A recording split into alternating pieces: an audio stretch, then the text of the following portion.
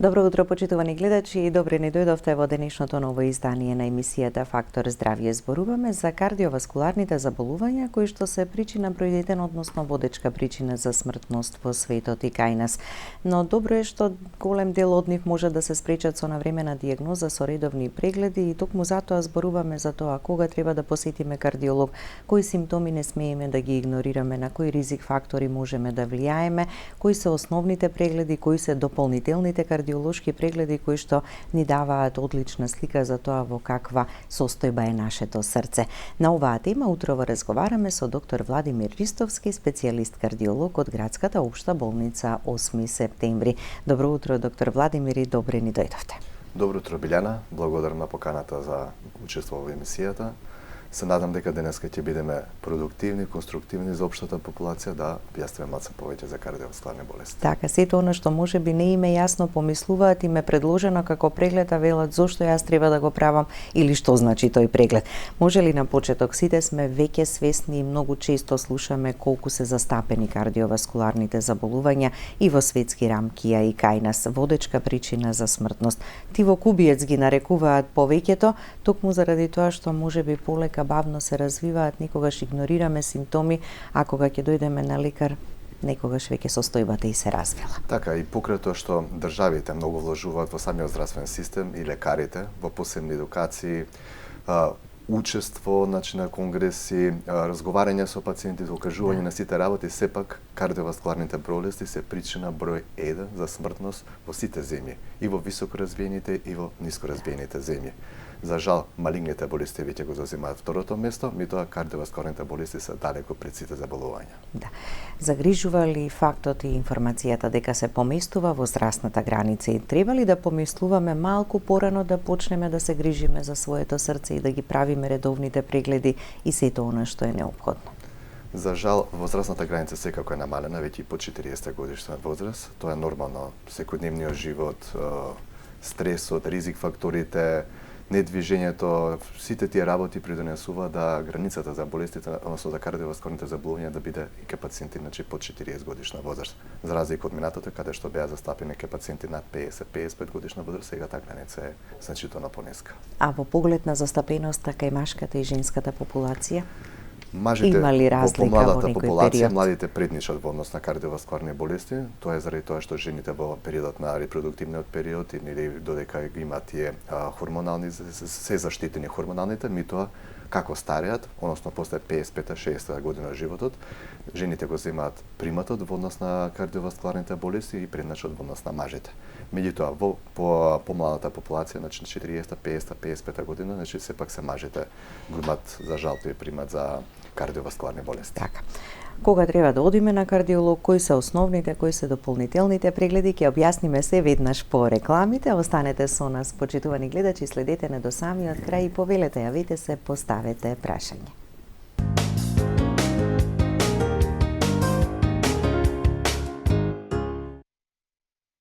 Со доктор Владимир Ристовски, специјалист кардиолог од Градската општа болница 8 септември, зборуваме за кардиоваскуларните заболувања и сето она што е многу важно, нели, да го знаеме и да го слушнеме. Ризик факторите и причините кои што доведуваат до нив. Да, ризик факторите се голем наброј.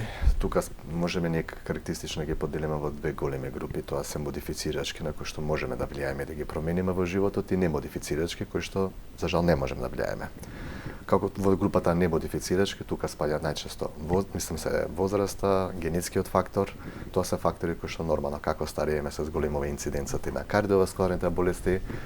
Генетиката, фамилиарната анамнеза е многу битна за голем број на болести и врз основа на таа фамилиарна генеза се ги дознаваме и можеме да ги доловиме и останете да видиме како ќе напредне таа кардиоваскуларна болест. Затоа се има и можности за одредени генетски типизации и испитувања.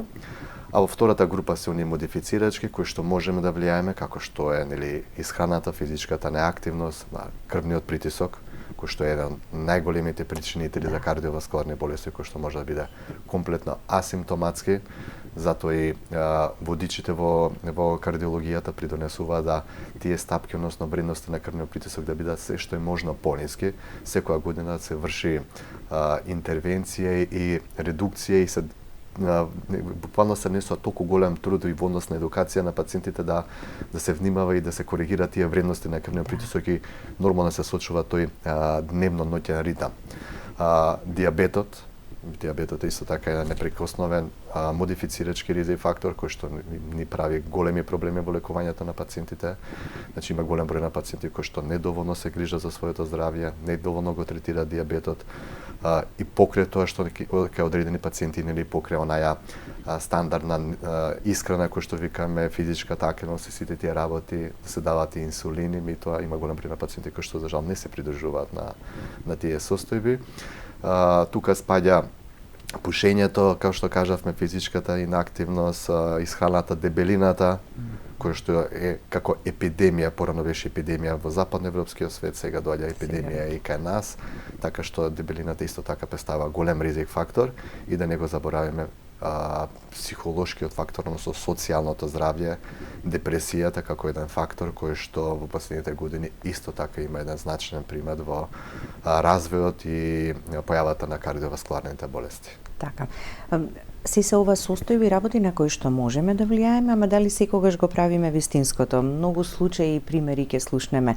Имаше само покачен крвен притисок, го регулираше, ама се случи да доживее инфаркт или мозочен удар. И тоа на некоја возраст кога и најмалку очекувате, од 50-та па нагоре.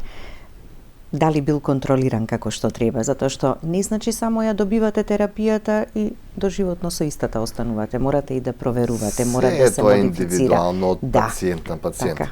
Колку често пациентот си ја користи терапијата, колку е редовен во однос на неговите здрави животни навики, дали редовно се контролира, не е секогаш само препишана терапија и редовна контрола после 10 години на кардиолог. Имаме голем број на пациенти кои што првпат дошле на лекар на 70, 75, 80 годишна возраст, претходно биле здрави, што нели хипотетички здрави, меѓутоа нормално самата возраст придонесува да се направат и одредени кардиоваскуларни болести. Меѓутоа таа преваленца се зголемува со возраста, меѓутоа за жал има и тие болести се почесто се јавуваат и кај помлади пациенти, така да било каков симптом кој што се појави дури во помлада популација, 20-30 годишна возраст, значи не треба да го игнорираме. Малку посериозно да мислиме на тоа. Соодветните препораки на лекарите е многу битно за самиот пациент да се го одржи соодветно неговото кардиоваскуларно здравје. Така. Имаме веќе и гледач на линија да го слушнеме прашањето. Добро утро, повелете. Ало, добро утро. Добро утро. Ваша редовна гледачка, поздрав до вас, поздрав до докторот. Докторе, да ве прашам нешто, јас имам 70 години и 30 години пијам енап од 20 милиграми. Да, само ќе ве замолам малку погласно, дали може? Може. Од она 70 години, така имате, рековте? Да. 70 години и 30 години пијам енап од 20 милиграми. И се си беше во ред, нели? И сега последниве 2 години мене почна да ми паѓа многу притисокот. Значи го намаливме на 5 милиграми. Мене пак ми паѓа. Ме интересира, да речеме, ако сум дома нема да ми падне со 5 милиграми. Ама еве ако пропешачам, многу сакам да пешачам, така, нели е здраво да се пешачи. И ако пешачам до, да речеме, неколку 2 километри, после не можам да се вратам затоа што притисокот ми паднал многу. Значи ќе ми падне 80 со 65. И мене не ми е воопшто добро, докторе. Доаѓам дома, јадам сирење, пијам вода и легнувам и се мачам едно саат време да го дотерам бар до стотка. Зошто ми се случува? Дали смеам на своја рака сега? Како да го прекинам, пошто па се плашам, можеби некој ден, ако ја прекинам терапијата, може тогаш ми се случи па и да ми се качи на 130.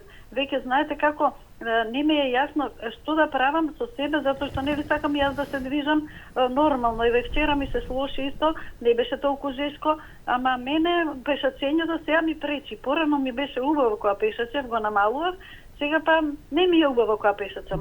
Така, многу ви кажа, ви благодарам многу. Така, ви благодариме и ние вам за јавувањето. Секако не треба да ја пречи пешачењето. Напротив, пациентката нека си продолжи со движењето, нека си пешачи. Треба евентуално да се редуцира или да се коригира антихипертензивната терапија. Има постојат и други лекови кои што едноставно или да се намали дозата на лекот. И тоа во никој случај не треба да се прекине пешачењето. Така, да. Тоа е Треба прво и ли, има ли основно. потреба овде од преглед некаков Секако треба, сепак дополнителен? е поводрасна жена, секако дека треба да се направи одреден кардиоваскуларен преглед. Меѓутоа, самото пешачење придонесува за отприлика од 8 до 15% намалување на крвниот притисок. Така ние пациенти кои што ќе ги на почетна фаза ќе добијат одредена гранична хипертензија или покачен притисок, ние во зависност сепак од возраста и коморбидитите, не даваме веднаш терапија. Значи, едноставно привикаме пешачење, вежбање, или откажување од одредени животни навики и после тоа кај одредена, пак ќе кажам, група на пациенти, после тоа даваме лекарства. Така да пациентката апсолутно нека си продолжи со движење, пешачење, а може и ако има потреба ќе се укине таа антихипертензивна терапија. Да, ама не на своја рака, најдобро е нели да се Сепак прегледа. е по препорака на специјалист. Да. Секако. Таа вредност до 130 што ја спомена, таа е висока, да речеме, Не, за за оваа таа возраст? таа возрастна популација е сосема коректна вредност на крвниот притисок. Или ако сте имале низок притисок, а да дојде до толку, тогаш го чувствуваме Тогаш како го висок. чувствуваме, да, тоа е А, особено кај жените за време на менопаузата, кога нормално претходно биле хипотензивни или имале некој притисок 160 и сега 120, 130, кој што ние Веќе се значи, уште го да. сматраме за нормално, меѓутоа жената е тука со симптоми за висок крвен притисок, секако дека кај одредена група ќе дадеме антихипертензивна терапија, зашто цел живот она е веќе нели научена на тој крвен притисок, а нормално тие вредности и покрај тоа за други пациенти се нормални, меѓутоа она ако има симптоми пациентката во однос на крвниот притисок, ќе дадеме антихипертензивна терапија. А има пациенти кои што имаат и 200 притисок па не го осеќаат, така да тоа е уште полошо. Да. А сега има и многу нови генерации на лекови, така и за крвен Да, притисок. имаме 30 можност. години истиот лек да го користите, Па во принцип, може да делува веќе онака како што делувал можеби на почеток? Не секогаш се прави одредени корекции, мада има некои пациенти кои што подолг период ги оставаме на одреден антихипертензивен лек, ако соодветно делови му одговара на пациентот, не го менуваме. Сега имаме избор на голем број на лекарства, имаме голем број на диагностички модалитети, тераписки модалитети, така да само едноставно треба пациентот соодветно се грижи за сопственото здравје. Така, да. Во поглед на симптомите, кои симптоми ни укажуваат или некогаш не чувствуваме симптоми, а почнало нешто да се случува? Симптомите Со може да срце. бидат од крајно асимптоматски, и прв симптом да биде ненадена срцена смрт за жал, и да бидат симптоматски од типот на нелагодност во градите, замор, еден обичен замор, печење во градите, болка во лева рака на длактица, болка во предел на лажичката на стомакот. Така да се зависи во кој сегмент, например, е крвниот сад запушен, која артерија е запушена, ако збориме за коронарна болест. Така да симптомите се многу битни, времето на нивното траење, типот, како се прикажуваат, така да сето тоа ни представува една комплетна клиничка слика за соодветна дијагноза на пациент. Ако пациентот претходно се движел, работа комплетно без никакви симптоми и одеднаш се јавуваат некои нови симптоми да не може едноставно да си ги изврши секојдневните физички работи, едноставно треба тогаш да биде да се посети самиот кардиолог. Пак ќе кажам, може да бидат од крајно безлезни, може да бидат до крајно, значи крајно во тешка состојба да додат, или може прв симптом да има и отоци на нозете, на долните екстремитети, што кажува значи за дали за срцево попуштање или за некоја друга состојба. Може друг симптом не да може да биде и од високиот крвен притисок и мозочен удар. Така да симптоматологијата е можда различна, меѓутоа секако симптомите не смеме никако да ги игнорираме. Да, ниту да ги занемаруваме, туку едноставно да одиме на кардиолог, да направиме еден комплетен преглед кој што нели ќе каже, ќе покаже каква е состојбата. А имаме двајца гледачи на линија. Добро утро, повелете. Ало? Добро утро, ве слушаме. Голем поздрав до докторот. Биле знаеш колку го сакам ја оваа емисија, стално ве слушам. Вака еден голем поздрав и до вас и до докторот, толку го објасно. Ја баш вчера да ти кажем како го прима вакцината, нели? Оно може не е оваа од грипот, ама ми се чини левата рака, нели, кад легнем на кај левата рака, секако нешто да пропадам, така ми тешко. Ама ништо, станем, движим се там на овамо. Баш вчера беше, знаеш, земаа ми крв, кажа на нашиот доктор, на матичниот, и он ме праша, вика, јавјаш ли се на овие телевизии? Јавјам се, викам, доктори, да видиш убави совети, викам, дават. И земаа ми крв, још не сум отишла да видим, мислим, резултатот, а притисокот ми е добар, шикерот ми е добар, а така кад стане, знаеш, како се занесем, како истраме, викам, немој да паднем. Добро, оно више 70 години нагоре стари смо, ама нели мил живот, па да видим и овај убав доктор Степатичен што ќе ми каже. Поздрав и се наубаво. Добро, ви благодариме. Продолжете и понатаму да бидете наша редовна гледачка. Да, сам може симптомите се од самата вакцина, нормално да имате и болка на местото на апликација на самата вакцина, може да има и замор, може на пример покачат и нели температура, така да се тоа се во склоп на тие. Да, некоја нерамнотежа, обично на тие години така може да се појави како резултата на вакцините. Само да бидат повнимателни, кога веќе е направена крвна анализа, лабораторија, така ќе покажат вредностите, дали некаде нешто треба некоја корекција да се прави. Да го слушнеме и следниот гледач. Добро утро и за вас. Добро утро. Поздрав до докторот и до водителката. Ви благодариме. Јас сум оперирана пред една година, имам 3 бајпаси. Наеднаш ме фати мене срцето. Бев излезена до ручек, си дојдов и така ненадејно ме фати срцето. И сега после операцијава јас одам нон-стоп на контроли.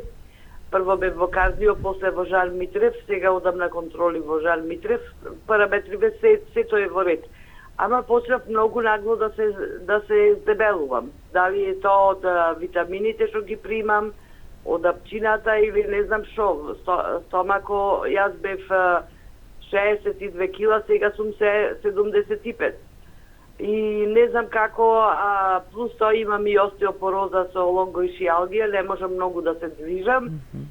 И осеќам при движењето малку замор, пак чувствувам. И болка кај операцијата чувствувам.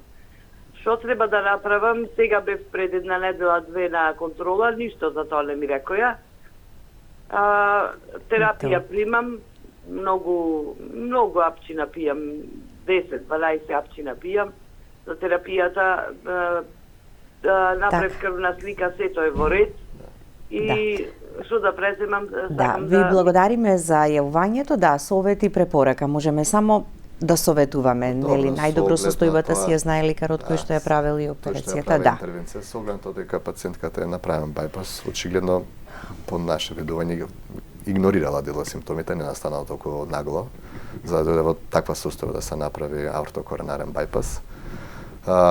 Покачување на телесната тежина најчесто може да биде од причина точно и витаминотерапијата делувам и тоа и физичката инактивност. Голем број на пациенти постоперативно се плашат да се движат и покрај тоа што препораките се движат и сите тие работи, меѓутоа голем број на пациенти едноставно да не се случи тоа што било претходно пред операцијата. На местото на кај што е правен оперативниот зафат, секако во зависност од промената на времето и голем број на работи, може да се почувствува и година-две после операцијата да се чувствуваат тие болки. Кај некои пациенти останува и подолго. Замор до некаде е оправдан заморот, се зависи са, не знам за пациентката, нели колку е пумпната моќ сочувана, колку е оштетено срцевиот мускул, така да се пак треба да се направи да се редовни кардиолошки контроли, тоа ќе види со ординарскиот кардиолог. Така.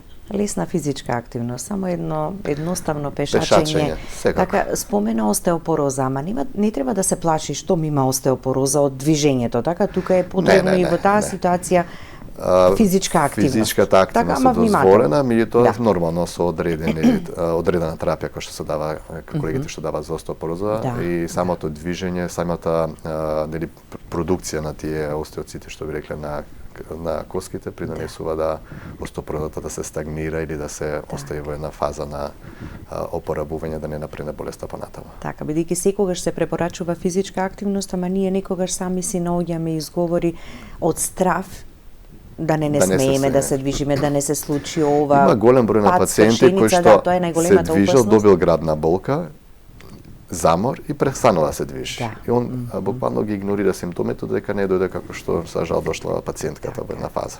Така да има и голем број на пациенти кои што наставно клиниката ги предизвикала да престанат со физичката активност. И не се јавиле долг период на лекар, така да тие пациенти кои што после доаѓаат во еден стадиум кога, например, не можело со стентови или нешто било покомплицирана состојба да помине за бајпас. Така.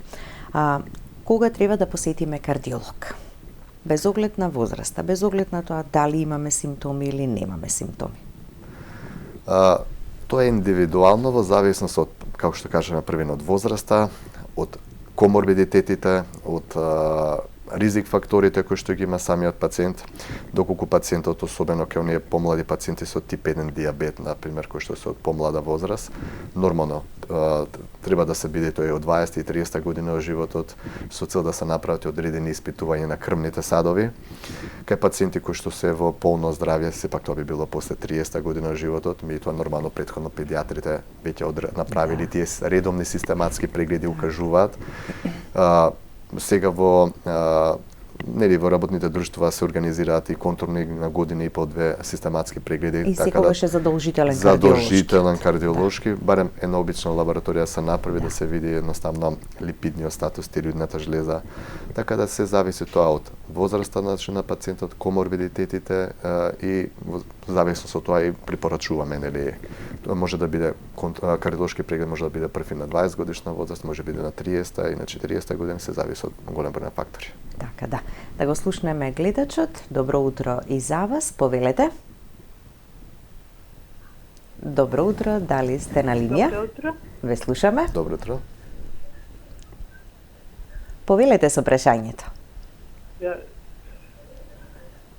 Да, во програма сте, ние... До докторот и до... Благодарам.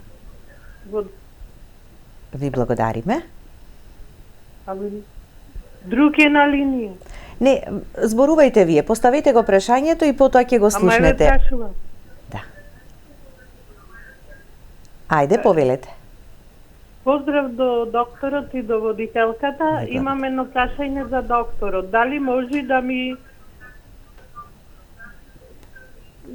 одговори зошто постојано имам висок крвен притисок, над 160 со 116, и покрај земање на лекови. Прво лориста пробував од 100 навечер и на сабајле не делуваја, копреца не делуваја и на крајот коамнеса од 80 2,5 и тие не делуваат, а долго време ги пием. Нешто почуваше да би правила некоја информација ако може. Добро, колку години имате? 64. Добро. Ќе ни требаат никогаш и дополнителни информации, ама често знаат да кажат не ми се регулира притисокот, а ги пијам лековите. Треба да се направи одредена комбинација на соодветни лекарства, треба да се види пациентката нели покрај возраста и од што друго боледува. Некогаш не се доволни 2 лека, некогаш се има потреба и од 3 или 4 лека или комбинација од повеќе типови на лекови. Треба да секако да се направат и дополнителни испитувања, може да биде причина и нешто сосема, значи некој нели запушување на крвен сат или тоа што може да биде причина за тие високи вредности на крвен притисок. Затоа пак ќе кажам кај што кој е ординирачки кардиолог да се јави повторно на преглед, зашто тие вредности 160 со 116 се премногу високи, за да се коригира терапијата или пациентката се проследи на дополнително доиследување да се видат дали постои некоја друга патолошка причина за тој висок крвен притисок. Така. Ќе погледнеме блок реклами, па продолжуваме со разговорот. Останете со нас до самиот крај.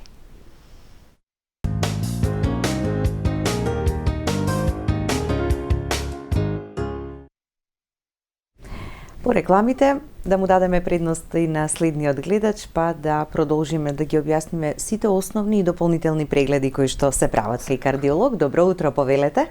Добро утро, ало. Добро Ве утро. слушаме. Јас сум на програма. Вие сте, да. Вака, јас преди еден месец имав некој грип или што ли беше, не знам, ама имав многу висок притисок. 200 ми се качи со 100 и тамо, не знам, 4, така нешто. И сега од тогаш земам терапија. Добро. Земам терапија и го намалува притисокот, али постојано имам вртоглавица.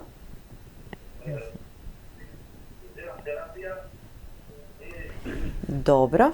Ви благодариме. Вртоглавицата е веројатно сега проблемот кој што го чувствува гледачот, што сега доколку обстојува подолго време. Се зависи од тоа дали претходно пациентот бил хипертензивен, па случајно во текот на грипот е открен тој крвен притисок. Најчесто кај тие пациенти кои што имаат крвен притисок е открен сосема случајно, претпоставам дека во фаза дека кога бил грип автоматичната не премерила. Потребно е дополнително постепено намалување на тој крвен притисок. Нели, сега ако пациентот има 200 крвен притисок, веќе е адаптиран на тој притисок и ако одеднаш го намалиме на 120, ќе чувствува вртоглавица, зуење на ушите, едноставно како да е пијан човек. И голем број на пациенти ни обструираат и викаат, јас не се чувствувам добро и ја прекинуваат терапијата. Тоа е главен проблем кој што се јавува кај оние пациенти со висок крвен притисок. Така да карактеристичен период како да не го прифаќаат лекот, така? Карактеристичен период кај тие пациенти е постепено да се намали, са постепено изборам за со месеци постепено, меѓутоа да не биде нагло намалување, односно затоа се прават тие контроли на 2 недели, на 3 недели, на месец дена, да полека го намалиме крвниот притисок или евентуално ако толку падне да му објасниме на пациентот дека да, тие се симптоми кои што вие ќе ги чувствувате, кои што за одреден период 3, 4, 5 дена, недела дена ќе ичезнат. И меѓутоа да не ја прекинува терапијата. Зашто голем број на пациенти едноставно ја прекинуваат терапијата, бидејќи не се чувствуваат нели добро, мислат дека лекот не им делува или премногу агресивен за нив и повторно не се јавуваат на лекар, или прават лекарот не знае ништо, он ја прекинува терапијата и повторно живее со тој 200 крвен притисок и на крај се појават голем број на симптоми.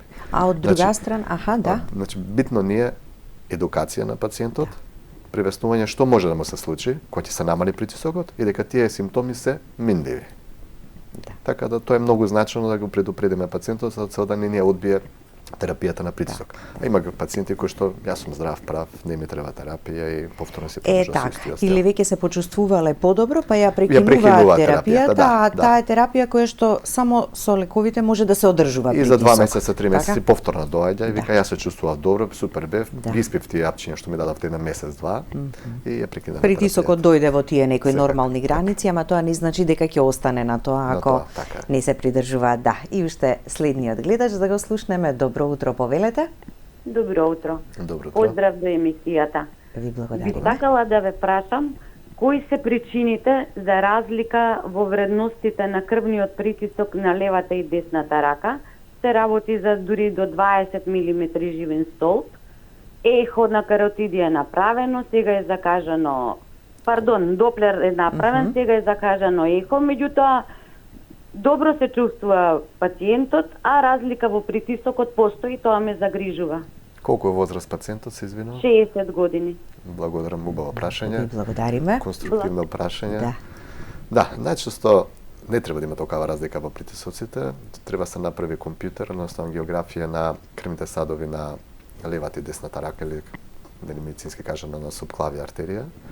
Може да има некое стеснување или се зависи на која страна, дали е на лева или на десна повисок, не допрашавме. Меѓутоа каротидните артерии најчесто не се причина, туку се тие артериите што излегуваат од ортата спрема двата горни екстремитети, кој што може да има стеснување и тоа стеснување може да даде разлика во притисоците. Например, ако на десната рака има уреден крвен притисок, а на левата рака има уреден повисок нешто, а на левата рака има значително повисок, значи може да се биде причина таа субклавија артерија стесната, за да придонесе да има такава разлика, дискрепанца во вредностите на крвниот притисок. Добро, закажани се дополнителни прегледи. Да, компјутер треба да се направи или доплер на крвните, мада доплерот потешко се прикажува тој сегмент на крвните садови, треба да се направи ангиографија и на тој начин се диагностицира и после терапевскиот пристап е малце посложен, покомплициран, мада во понова време имаме и тие прекутени интервенции кои што без хируршко отварање на граден кош ги третираме тие интервенции. Така да. И сега испомена гледачката, ехото го спомена, доплерот, па ајде да се надоврземе и за сите останати прегледи, односно основно со што се почнува и Како изгледа еден кардиолошки преглед? Кога ќе дојде пациентот во амбуланта за кардиологија, нормално претходно има направено на ЕКГ и со веќе изготвена лабораторија од страна на матичниот лекар со комплетен липиден профил, тиреоиден статус во последно време се повеќе нели користиме. Сите тие параметри, состојба на црно дрво, бубрези, тоа што не е одбитно. Значи тие се основни работи и нормално клиничкиот преглед на самиот пациент и да не го забораваме долго, мислам, пранешниот стетоскоп, што би рекле, дека со самата аскултација на срцето, белите дробови, едноставно добиваме голем број наши информации кои што ни се потребни за понатамошното третирање на самиот пациент. Откако соодветно ќе го прегледаме пациентот, ќе земеме соодветна анамнеза и клинички го прегледаме, измериме крвен притисок. Ако има потреба, дополнително на пациентот му закажуваме ехо на срце. Ехото на срце, или ако има крвен притисок, можеме имаме потреби од холтер. Ако не дојде млад пациент, притисок дома има уреден, ќе дојде во амбуланта, не гледа со бел мантел. Значи можеме, треба да направиме на холтер за со цел да тргнеме таа бел мантел хипертензија, има како посебен поем. Доколку има потреба се прави коронарен стрес тест. Значи тие се одредени неинвазивни испитувања кои што можеме да ги направиме и да не го забравиме доплерот на каротидите. Значи доплер на каротиди, ехо на срце и коронарниот стрес тест од прилика можеме да го заокружиме кардиоваскуларното здравје или состојба на самиот пациент. Кога сакаме превентивно да одиме на кардиолог, се прават сите овие испитувања, бидејќи за ЕКГ знаеме дека задолжително сега зависи од возраста, од коморбидитите, тоа пожелно се направат овие 3-4 испитувања. Со цел да видиме каква е кардиоваскуларната состојба на самиот пациент. Ехото, ја гледаме структурата на срцето, како пумпна срцевата моќ, какви се валвулите, клапните, има шум, нема шум во текот на крвот, каква е срцевата марамица, така да ехокардиографијата ни дава многу голем број на податоци во однос на таа состојба. Доплерот на каротиди едноставно се гледа дали има стеснување или не. Меѓутоа карактеристично тоа што на тој начин каротидните артерии едноставно се како да кажам символ за тоа какви се останатите крвни садови. Значи преку прегледот на каротидите, ако има промена, значи и останатите крвни садови се променети, тука спаѓаат и крвните садови на срцето. Така да. И стрес тестот индиректно он има 85% точност, 15% може да биде лажно позитивен. Значи, индиректно не укажува ако е позитивен, односно патолошки или неубав, индиректно не кажува дали има стеснување на крвните садови на срцето. Ако не успее пациентот да го до крај, да го изведе има тестот, можности да се презакаже, може качил притисок, па ќе ја коригираме терапијата за притисок и го презакажуваме за одреден период. Ако пациентот не може да го направи од други причини, друго дополнително неинвазивно испитување е и компјутерското снимање на крвните садови на срцето, катекоронографија, одредување на калциум скор. Тоа е начин кој што сите се овие, како кажуваме, неинвазивни. Нема боцкање, нема ништо, брзи, едноставни прегледи, достапни секако и на тој начин придонесуваме да се создаде одредена кардиоваскуларна слика за самиот пациент. Ако стрес тестот испадне патолошки, неубав, значи има нешто, или пак компјутерската крвна садови, односно катекоронографијата испадне дека патолошка, тогаш идеме во инвазивно испитување, односно тоа е диагностичката коронарографија. Тоа е испитување кое што денеска е да не исплаши кога лекар ќе ни препорача. Таа речи си безболна. Најчесто во 99% случаевите се работи преку десната рака. Имаме сега одредени дали се работи преку лева или десна рака се зависи од операторот и на тој начин директно аплицираме контраст, гледаме дали има промена и ако има промена и веднаш ја третираме. Значи покрај диагностички има и терапевтски дел. Меѓутоа пак ќе кажам, денеска методата е премногу совршена, имаме премногу големо искуство во однос на третман на тие пациенти и пациентите секако не треба да се плашат да дојдат. Бројот на пациенти кои што ние ќе ги закажеме, што не доаѓаат е релативно многу мал. Тоа се 2% на пациенти кои што ставно или се разболеле безусловно, не доаѓаат или се плашат, па ќе доаѓаат ма чекаат да соберат малце храброст. Пак ќе кажам, тоа е метода која што е едноставно премногу усовршена. Сега, можеме ние како интервентни кардиолози да го решиме проблем со 1-2 стента за 1 месец, 2 се зависи од тоа што гледаме. Меѓутоа, има состојби кога артериите може да бидат премногу променети, бројот на коморбидитите на пациентот може да бидат премногу голем и возрастната популација едноставно ние не можеме или медицински не е оправдано да ставиме 6, 7, 10 стента, што апсолутно треба да бидеме самокритични, и пациентот го праќаме на кардиохирург за така наречениот аортокоронарен бајпас. Така да. На крајот сме, мораме да ја завршиме емисијата, барем основата и суштината ја спомнавме и добро е да сме информирани и едуцирани за да делуваме навреме како индивидуи, како личности, навреме да дојдеме на лекар и навреме да се преземе нешто доколку има некаков проблем. Секако треба да се слуша само препораките од матичниот лекар, од соодветниот специјалист, кардиолог, и мислам дека пациентите само така ќе се грижат за своето здравје. Така, ви благодарам за гостувањето. Благодарам на поканата, Билена. Благодарности до вас за вниманието со кое што не следевте. Останете и понатаму со програмата на ТВ24. Имајте убав и пријатен ден.